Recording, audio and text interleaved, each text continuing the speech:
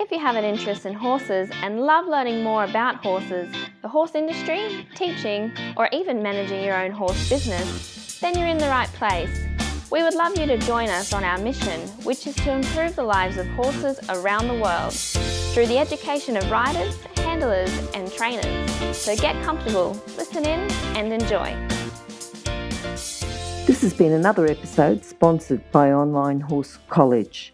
If you haven't had a look at the wide variety of equine-specific accredited courses, then go to onlinehorsecollege.com and I'll see you over there. Today on Horse Chats, we've got our regular guest, McLean, back, who's been giving us a really good progression through from his foal, training foal, right through. We've been talking about mounting the horse, but we've got just 10 tips, general tips with training your horse today. Before we start that, I'd like to thank Sophie Barrington from Archer Creative, the experts in equine business marketing. If you'd like to get a website that's appealing and easy to navigate, then talk to Sophie at Archer Creatives. You'll find her contact details on the Horse Chats website, horsechats.com. You can search for Sophie, search for Archer Creative or Sophie Barrington, and you'll find her and her contact details. Jonna, how are you today? I'm very well, thank you, Glenys. I'm well. Are you? Yes, very well, thank you. Thank you. Jonna, we're going to talk here, and we've been talking all the way through from the young foal, the first handling, the yearlings, starting the young horse under saddle, but this is 10 tips about training your horse. And I think this is just a good thing to remember for anyone training their horse. So I've had a look at the points, which are really good. Can we start with the first one, that just the timing of pressure and release when training? Yes, and it's a common thing that we all tend to do, and I think it's because we do so much with our hands that when we're applying pressure to the horse, we're very good at applying pressure generally with our hands as people and as riders, but we're not so good at releasing it, and that's probably the most important part. They're both so related to one another, is that when the horse gives you exactly the right answer at the right time, it's the release that trains it. The pressure just motivates the reaction. Mm-hmm, mm-hmm. All right, number 2, reward every good try with the release of pressure. And then you also talked about, which is what you just said, but scratching and a rest break can reinforce the correct answer. Yeah, it is. When we've all been in a position where we struggle to try and get our horse to do something, and it might be crossing a stream or loading onto a horse float or just leading, for example, and leading into a stable, for example, is that when we get the right answer, it's really important that, A, we release the pressure at the right time when he has taken a step forward, but then we also scratch the horse near the neck and the wither area, and that's something we've done all the way along. So that becomes a well-known thing for the horse to receive.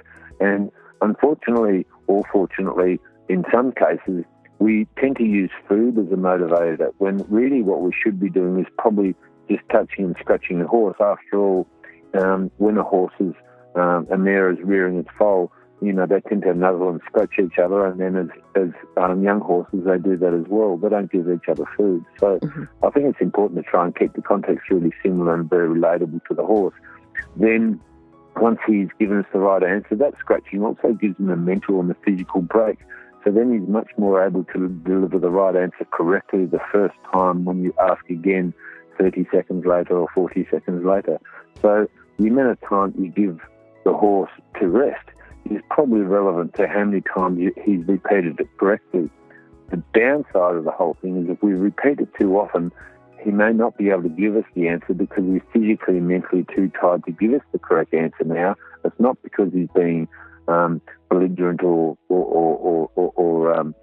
in any other humanistic words we'd like to use that we portray onto our horses, but the fact he's just too tired to do it. So the rest break is really important, and I've always used this, and it's just worked so well, especially in the younger horse's phase when he's developing his skill sets to be able to be ridden in various places. It's not hard to wear the horses out mentally, especially when you do the number of transitions that we need to be able to do. And that's probably the most important thing that the horse needs to be able to do and get very good at mentally being fit enough to be able to do the number of transitions that are required. Okay, because then point number 3 is you've got 5 to 7 repetitions in a row is plenty. Is that 5 to 7 all the way through from a young foal, or is that a more older, mature horse that understands training a little bit more? No, even for a foal, 5 to 7 repetitions, and it may be, can you lead forward a step? Yes. And then you release the pressure and say, good boy, give them a scratch, and then you lead forward a step, and you do that 5 to 7 times. You'll find that the following day they'll be right onto it. And that really just makes sure that, if we only did 1 or 2, it could be a fluke and the horse just happened to give us the correct answer because his legs were in that position. But now we've changed that and said, okay, what we'd like to be able to do is be able to do 5 to 7. So you're helping train the mental state and the physical state to be able to give you the right answer over a number that is fairly measurable, and 5 to 7 always tends to work really, really well. Okay. Number 4 here, you've got to think carefully about how your aids are applied, but you've also talked about what location on the horse's body they affect. That's an important one again. So one of the aspects of applying an aid is that we always say, please first, so using a light aid first, and then you will increase the pressure. It doesn't matter whether it's your leg or your rein or your lead rope. You're asking with a light aid first, and then you increase the pressure, and then he steps forward, so then you release the pressure, and then you give him a scratch. So if we are with the pressure too abruptly, he'll get really quite scared, and chances are he won't give you the correct answer. So there's 2 things that are happening here. The first one is the light aid, he won't know the answer to that, but the pressure will then motivate him to react. And then when he does react and then you release it, what you're essentially doing is you're training the horse to the very first cue, even though it hasn't appeared as this yet. With repetition, you'll find you'll go light, stronger, good release, good boy, scratch. And then if you do the light aid and the stronger aid and keep them fairly close together, one after the other, then it won't be long before he or she starts to understand that the light pressure is then followed by heavy pressure, and if I move first, I don't get heavy pressure, and then there's a light bulb moment, and that's when it becomes really important to obviously reward that, and that's when horse handling becomes really easy because everything comes from a light pressure. All right, now the next one, which is point number 5, is mimicking wherever possible on the ground the same age you wish to use under the saddle. So does this start from a young horse that you're still mimicking, even though they're too young and you're not going to have them under saddle yet, you're still mimicking at that stage what they're going to get under saddle?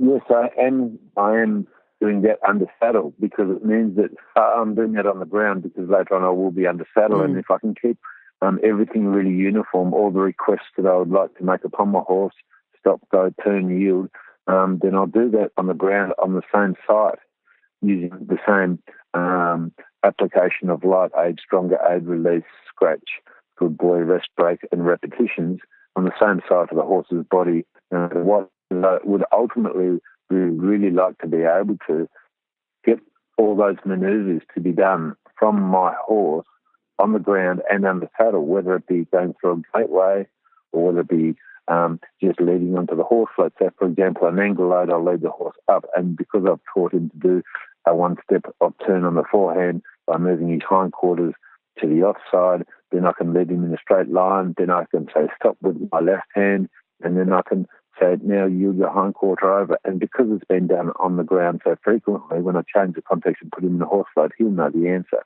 Yep. I can do this also when I have a turn on the forehand and saddle as well. Okay. All right, and again, quite logical, as you do throughout your training. Now, the next one is something that I think is important, but may not be as well understood, is to change only one thing at a time. It's not like we're introducing him to a whole lot of things, and you've done this right throughout all of your trainings, is you've just done one thing. This is the next step, one thing. Get that established, get that consolidated, then we'll move on to something else. Exactly, and this is something that, again, people aren't very good at doing. They'll train 3 or 4 things in one session, and really each lesson should be consolidating over all the understanding all the basics and then maybe start one new thing, and that should be the lesson, really. But anyway, we do all get carried away, and we've all done that in the past. But training one thing at a time means that then if something goes wrong, we've got a really good idea of what went wrong. Whereas we're training 3 or 4 things in a row, how do we know what went wrong? The answer is you can't know it. So from a scientific point of view, of course, they do this all the time. They call it one variable. And that's exactly what we're talking about, making sure that we only change one thing. And then that change of context is immeasurable, because then we've got all the other bits and pieces that we've been training our horse to do as a yardstick, and say, oh, well, I've added yield, but now I can't stop. And that's often the case. We give our horse a reminder that they must go or they must stop. And if we're asking our horse to go, and it's taken a little bit of a struggle to do that, then you'll tend to find that the opposite button will also have some rust on it as well. So it's never just a damage on one button. There's usually damage on the opposite one as well. So that's why we only change one thing at a time. Okay. All right, that's interesting that you say, if the horse has got a little bit of work to do on the go button, that the stop button itself may not be as good. Yes, and and I see this all the time, is that the horse may present to you as if he doesn't stop, but then when you do get him to stop really, really well, and then all of a sudden, or in that session, you'll find that there's quite a lot of work to be done in the go button. When the horse started out in the session, the horse was hyper-reactive off your leg and it would just go like a bullet, and now you've taught him to stop really well and pass, and now you can't get him to go. And that's generally the case. Okay, we've got stop, turn, reverse are all done with rein signals. Yes, okay. So now what we're talking about is under saddle, is that if we draw a line in front of the horse's wither, everything that is done for the wither, so we're talking about the right front leg, the left front leg, the neck and the head, and then if we'd like to add flexion to that, or where the horse's eyes are all done with rein signals. So we're making sure that we ride the front with the reins, and we ride the rear of the horse or the hind quarter with our leg aids, and that way we can be absolutely sure of what works and what doesn't. But when we start to coalesce leg and rein together, then confusion starts to set in. Yeah, well, that was point number 8, wasn't it? To never use rein and leg at the same time. Yes. So, for example, I think the classic one here is leg yield. And people say to me, well, how do I get my horse to leg yield? And the answer is, if your horse is a little inclined to be a little bit too fast with his shoulder, then you probably won't need to use much of a rein aid to get him to go sideways with the shoulder. And then straight after the shoulder, then you use your leg, but you've already released the rein. So slowly but surely, we can move those two close together in time, but not until you understand the first question, that is, can you move your shoulder? Now, can you move your hind quarter? Can you move your shoulder? Can you move your hind quarter?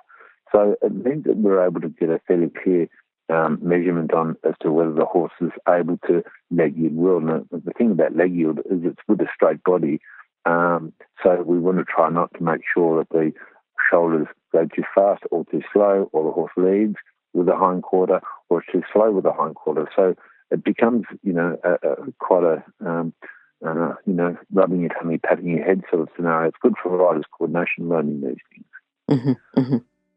All right. Now, number 9 is your horse will commonly use forward steps to escape, but if allowed to go on, they could manifest into something more determined. We've sort of talked a little bit about horses that are running away. So if you could talk a bit more about how they just keep going and something more determined. What is this something more determined, and how do we stop that? Something more determined is all about, for example, we've been talking about 5 to 7 repetitions, getting your horse to learn and training it to do a certain task from a light cue. We've talked about that a lot.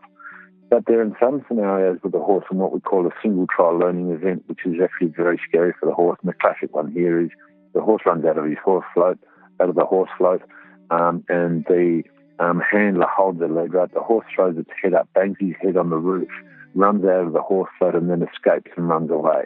Mm-hmm. And the key point here is the pressure then is released straight after the horse bangs his head on the roof of the horse float, runs away. So he's done fast legs for a long distance and departed the scene completely. That horse has now learned in one go, probably not to go on that horse float. So horses can learn in one event. So it's a single trial learning event. That one, it always involves high amounts of fear. That's what we want to avoid. We don't want to be in that position. So what we need to be able to do to combat that is make sure that when our horse is doing anything, is he travelling at the speed that I want on my line all by himself?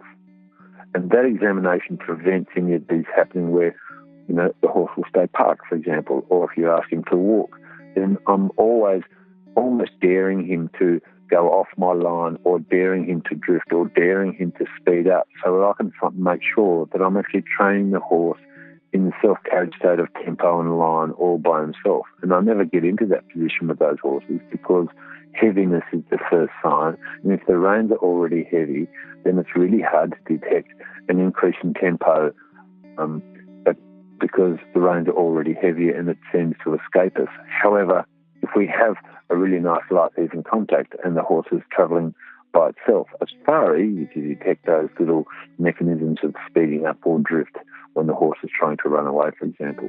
Mm-hmm, mm-hmm. Okay. If you're an equestrian coach or a horse riding instructor, or even if you aspire to be one, have a look at the free video series for horse riding instructors on the Horse Chats website. Go there now, have a look, horsechats.com. So point number 10 is if your stop and go aren't working or don't work, nothing you add on top of that is going to work. No, precisely. So, for example, if your stop doesn't work and your go doesn't work, lunging your horse won't train it to do it because it's a completely different context. So, for example, if we lunge our horses and we try to wear our horses out, and I think we've all seen occasions where this happens, then it doesn't make your horse more rideable. It just makes sure that there's less energy available. You haven't trained anything. So when we start having to physically wear our horse out, by whatever means, it means that the horse's energy systems are overriding the basic controls of stop and go. Without those two things, well, then we're not actually in control and we shouldn't be in that position. Mm-hmm, mm-hmm. Yes, because that takes us right back to even a young foal. You're just saying stop, go. Yep. Stop, go, stop. Yeah, that's right. Or exactly. Go, stop. Yep. Exactly. Yep. Okay, exactly. Even before the back, it's just that. Yep. That's right, exactly. Just before that's right. Okay, I think those 10 points to remember. I think we'll just go quickly over them again and you can just say the one main thing that we need to remember from that. The first one is the timing of pressure and release will train whatever's occurring when the release occurs. That's right. And if the pressure motivates the reaction, then the release trains it, so we have to be really aware of when our release occurs and we can scratch them as well as an additional reward for that. Exactly. Yep. Number 2 then is reward every good try by the release of pressure, and scratching and a rest break will reinforce the correct answer. Yes, that's right. So we've just added the rest break just to make sure.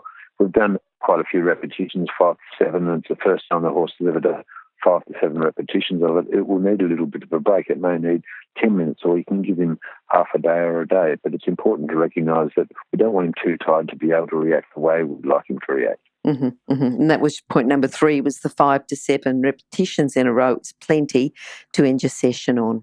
Yep. Absolutely, exactly. Yeah. And you did talk about that's from a young foal right through. Yeah, that's right, exactly. That's a really important facet of training. Good. Number 4 is think carefully about how your aids are applied and what location of the horse's body they affect. That's right, and that's what we're talking about here, and we can all ask ourselves that question. When I'm doing a particular manoeuvre on a horse, whether it be canter or whether it be half pass or whether it just be stopping, what aids do we send the horse? And I ask all riders that I teach, what aids did you give him to do that? And if they can't quickly tell me what signals they've sent, then they're not quite sure what they're doing with their bodies. So I have to try and make them more aware of what they're doing, when and how, and make sure the release of pressure is occurring at the right time, etc. Okay. All right. Point number 5 here is mimic wherever possible on the ground those aids that you wish to use under saddle. And that's all about really trying to make sure that when we do ride them that they're available, because they're already been programmed on the ground and it's going to be easy. In fact, you probably won't have to train them at all. They'll just be there. It's so simple. Good.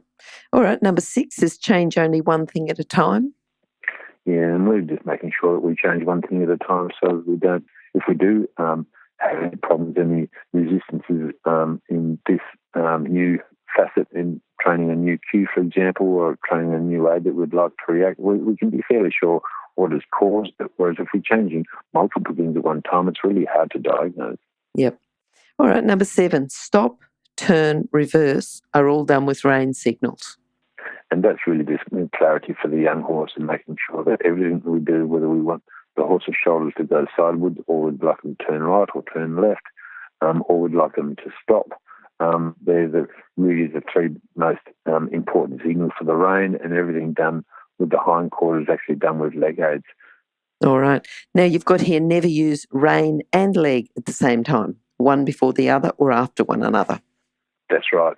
Until the horse is completely seasoned, there will be occasions when these two go very, very close together, and they'll be, almost done simultaneously. But I'll stress the word almost, because, for example, and the example that I'd like to use, if we're driving a car, is there any times when we use the accelerator at the same time? The answer is no. And nor should we be doing that to a horse, because how can the horse possibly produce an answer where the rein aid and the leg aid is produced at the same time? How could they possibly give us an answer to that? Yeah. All right, the next one is your horse will commonly use the forward steps to escape, and if allowed to go on, this could manifest into something more determined. Yes, and I'll just reiterate what I was saying before about making sure we don't let our horse run for long periods of time, because when we allow them to run for long periods of time, it could result in something that we're not able to address, or we might seek professional help to address it, and it will be a problem. So the more practice they get at running away, the more practice they get at being heavy, then the better at it they get. So what we're saying here is don't let your horse practice the things you don't want them to do. All right, now the last point here, you've got if your stop and go don't work, nothing you add on top of it will work. And I've come back to that original point, making sure that my buttons that I've produced in my stop, go, and of course, remember once we ask our horse to go, then we also will be doing a little half halt. So we might be saying, okay, now slow down. So I want you to do something else with your legs. I'd like you to slow down. For example, if the horse is not very good at stopping or going, you do a steady with the rein, so you might get too much of a steady or you'll get no reaction at all. It means that we can't grade and we can't start to split the hairs between stop and go for tempo changes, for length changes, etc., until we have those two really solid. So what I'm really saying is, if you've got these two embedded and they're like concrete, then, and you can do those everywhere, then you can very, very confident you can start to add things on top of it, because these are the foundations of safety between the rider's safety and the horse's welfare, these two buttons alone. Okay. Good. All right, now that brings me back. I remember your first interview, we talked about having the horse to have good buttons in all directions, and I think, right throughout you've gone back to this. Yeah. Yes, it's funny how it all goes around in a big circle. And the thing that I want to impress here is, for me in training horses, it's a real craft. It's a bit like, I'm not an artist, but if I was an artist or a sculptor, and what we're doing is taking a raw block of something, and we're slowly but surely being very accurate with all the things that we do, and then finally we get to polish it and stand back and look at it and say, this is what I've created. And horse training should be like that, and it should be something really memorable. And horses don't even live that long; they only live for maybe 25 years. So we don't have them around us for very long, and we put a lot of time into them. So they should all be really, really special. Yep. Jonna, how can people contact you if they'd like to find out a little bit more, talk to you about a workshop that you might be doing, or even just ask about their own horse? How can they contact you? What's the best way? The best way is to do it through my clinic organised on my website, and you've probably got my website address on your site. So it's Train to Win, my Train to Win website. Yep. And the best way to do that is if you're in whatever state, is contact the relevant organiser, or just flick me an email and I'll put you in touch with somebody, and we can always organise something. All right. So yeah, I'm quite readily available to do things if time permits. Okay, and all those details will be on horsechats.com. If you go there and just search for Jonna, Jonathan, McLean, any of those words, even Train to Win probably, you'll find Jonna's contact details. You'll also find many of his episodes going right through, and just good listening to go back, particularly if you're breeding horses or got young horses, or even with the more advanced horses, just to go back and get some of those, just the techniques that he's using. And I keep going back to the safe horse-friendly training techniques. And I think everyone can benefit from that. So thanks, Jonna, for coming again today. And we hope to catch up with you sometime soon with further training and further information about how to train our horses to be the best they can be. Thank you. I look forward to it very much. Thanks, Glenys. It's been a pleasure.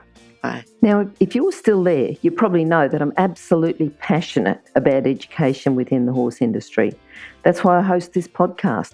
My other venture is Online Horse College.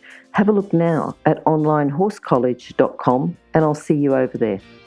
Remember that our comments and instructions are general in nature and do not take into consideration your individual horses or your individual ability and circumstances. If you enjoyed this podcast, then please leave your comment below.